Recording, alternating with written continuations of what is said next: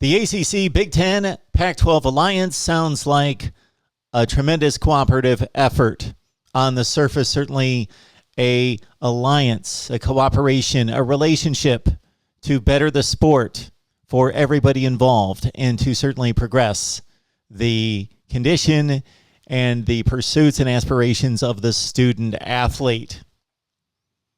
What it could be, and actually what it should be, is a gut punch to the SEC. Welcome to the Voice of College Football. We hope that you have found a home here as we produce content every day and produce live streams and call-in shows throughout the week on our 24 channels. All right, lock it on in, and we will continue to talk college football. Okay, we will know that within the next 7 to 10 days that there will be an official announcement concerning this alliance between the ACC, the Big Ten, and the Pac-12. What could it be? They have used a lot of vague terms to describe this alliance and when it could be, and the most significant and most concrete term that's been used to lead us down a path has been scheduling. The others regard financial benefits, also regard philosophical agreements and mindset. So this is what I believe. And more so, this is not necessarily a prediction on what the result is going to be, but more so what I believe it should be, because I believe that these three leagues, in merging together in philosophy and in structure as a united front, could do some damage to the SEC. Now, is that necessarily a bad thing, or is that necessarily a wrong or right moral, ethical issue here? Well, the SEC made a move to take Texas and Oklahoma. Texas and Oklahoma, apparently, it's been pretty much substantiated, made the initial move. So the SEC did not look to poach from the Big 12. However, they certainly agreed to take in Texas and Oklahoma and expand their footprint, expand their brand, their base, their image, their power, their authority, all of that with two of the biggest brands in college football. Okay, this basically, and the SEC knows this better than anyone, destroy the Big 12. The Big 12 will not survive, period, or will survive in a weakened state in a non-Power 5 state. There is no way around it. The Big 12 cannot add football teams that will upgrade the current 8 teams to be back to a Power 5 prominence status. Okay, so the SEC knew full well in taking Texas and Oklahoma that they were eliminating what is currently the Big 12. All right, so let's determine some most likely realities, but I'm also going to give my take in regards to what I believe the potential of this alliance could be in not necessarily damaging the SEC so much, but lifting the rest of college football to a place where it can be on equal footing, equal ground, financially and competitively on the field with the SEC. So first and foremost, this is not a merger. There's not going to be some mega super conference come out of this. I just don't see that happening. We are talking about 40 schools. And for those that have suggested that the big money, big powerful football programs will merge together and then they'll discard the likes of Duke and Oregon State and Rutgers and Maryland, that's not going to happen. That is just flat out not going to happen. There are other considerations that these conferences have in addition to football. They involve money and academics and geography and marketplace, and also that they don't want to have the reputation of just dissing their member schools. So that's not going to happen. So there cannot be a league, a conference of 40 teams and potentially 41 with Notre Dame, of course, participating in the other sports in the ACC. So it is not a merger. There's not going to be a mega conference of 40 teams, and there's not going to be a conference that involves just the best football teams that get together from the 3 conferences of USC, UCLA, Washington, Oregon, Ohio State, Michigan, Penn State, etc., and then they're going to ditch everybody else. That's not going to happen. If it does, then I will have a whole lot to talk about right here, and we will have a whole lot of content because the structure of college football will be completely torn apart, and we will have a new college football world. Okay, point number 2 is that you got to consider with all the rumors out there, and I think that there have been not necessarily just made up rumors from people that just want to talk and bring up silly ideas, that many of these rumors potentially have some substance to them, meaning some of the crazy things we've heard about Ohio State going to the SEC, or the Big Ten scarfing up Washington, Oregon, USC, and UCLA, and basically doing to the Pac-12 even worse what the SEC has done to the Big 12, or the ACC being torn up by the Big Ten and taking Georgia Tech and North Carolina and Virginia. Those sorts of just structure, world-shaking, catastrophic type moves in college football, those are going to be eliminated by this alliance, I believe, because I think that the alliance is going to also have to do with security. The Big Ten is in a place of power. The ACC is in a pretty good place as well, even though the football is not good on the field right now. From a money standpoint, even though they're one of the lowest ranking conferences in revenue distribution because of the contract, they do have a new ACC network that's only 2 to 3 years old with ESPN, and also the recruiting footprint is strong in the ACC. The Pac-12 is a bit vulnerable in certain areas because the television network is weak. The following is weak, and right now it's perceived as the worst conference and does not have any elite programs right now, as do the other 4. Okay. So the Pac-12, the Big Ten, and the ACC are protecting itself. The Big Ten also knows that there's a population shift. So despite all the advantages of the Big Ten, and it's been pretty remarkable that despite the population shift in this country over the past 3 decades, the Big Ten has maintained equal footing with the SEC. And before you argue that point, I'm not talking about competitively on the field. It is the second best football conference on the field right now. That is arguable. I'm not saying it's a certainty, it's without question, but I think by all reasonable measurements, it's the second best football conference. But financially, and in regards to power and TV markets, the Big Ten has maintained equal footing and actually had better revenue distribution the last 2 years than the SEC. So the Big Ten's in a good place from that standpoint, but they're looking ahead where they can benefit from being connected to the West Coast and the Southeast with the ACC and the Pac-12. All right.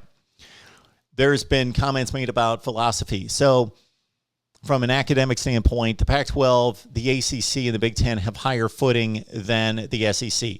I'm not an expert in any such way on the academic standing of these institutions, but the likes of Michigan, Northwestern, Duke, Stanford, and others elevate those 3 conferences to a high position versus the SEC. Vanderbilt is, of course, one of the better schools in the nation. But there's no question that those 3 conferences, especially the Big Ten and the Pac-12, have made decisions based on academics and have structured their leagues based on academics as well. And the money involved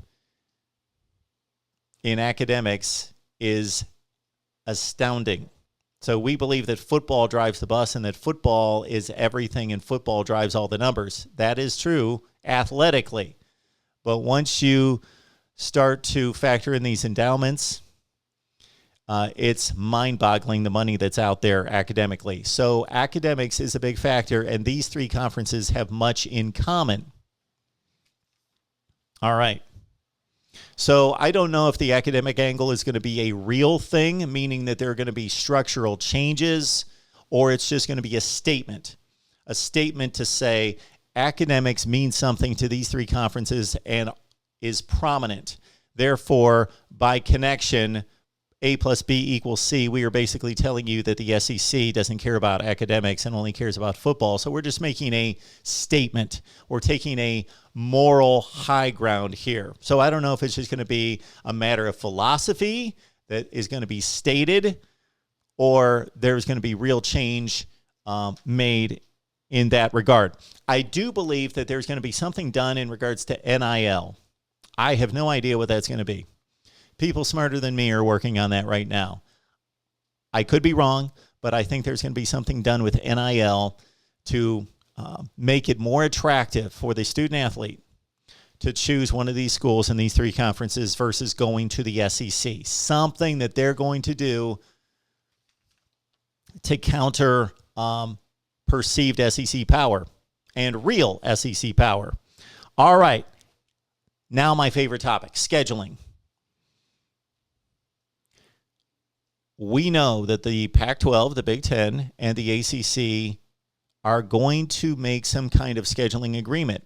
Well, the only scheduling agreement that I can think of in any such way that makes any sense is to shut out the SEC.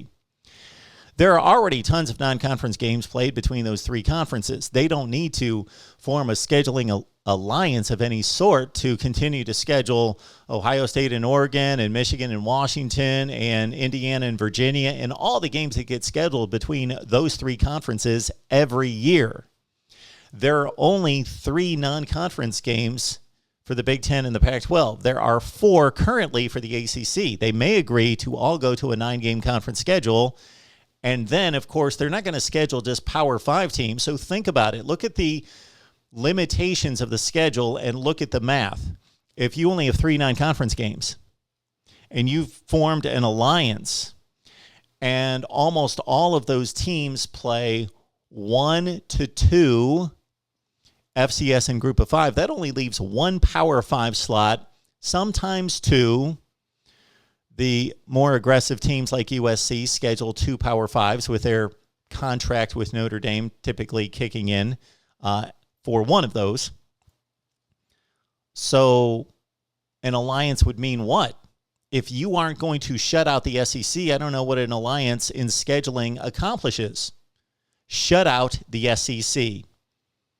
Is that mean? Is that bad for college football? Is that anything? No, I think it's a reasonable counter move to say, SEC, you are now 16 teams big, and if we would rank the schools in regards to football competitiveness and money and financial backing and brand and facilities and everything involved, you probably have with Alabama, Auburn, LSU, Florida, Tennessee, Georgia, Texas, Oklahoma, Texas A&M, you probably have 8 or 9 of the top 20 in the nation, something in that range.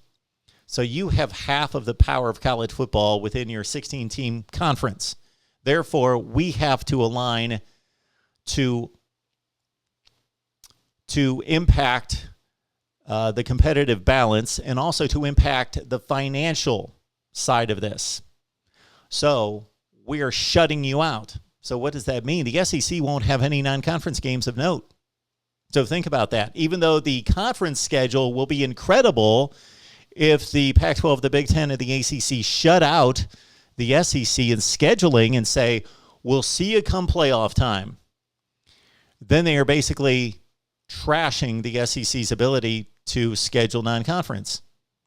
And that hurts us as college football fans. No longer would we see the potential of Alabama, Ohio State, and all the various matchups that we could dream up right now, Georgia and Penn State, et cetera, et cetera. Those will be eliminated. Is that a shame? Yes, it is. I don't want that to happen, but if I'm in this alliance, I see no other benefit to a scheduling alliance than to shut out to the SEC. We're not talking about a 10 or 15 game non-conference schedule like is in men's basketball, for example. And then it would look really spiteful to make that move. But it's all about math. If you've got a scheduling alliance between 3 conferences and there are 40 teams, you've got plenty of flexibility in regards to scheduling that 1 or 2 Power 5 games. And you don't have room for the SEC. You don't have room to play the SEC. Otherwise, I don't understand a scheduling alliance. And look at the attractive matchups that can be formed between the Big Ten, the ACC, and the Pac-12. There are numerous, and you shut out the SEC, and basically you increase your value in non-conference play. In September, all the big games will be played between the 3 conferences in this alliance. Think about it. Ohio State and USC, Penn State and Washington, Clemson and UCLA, et cetera, et cetera, et cetera. All the attractive non-conference games. These 3 conferences will own September.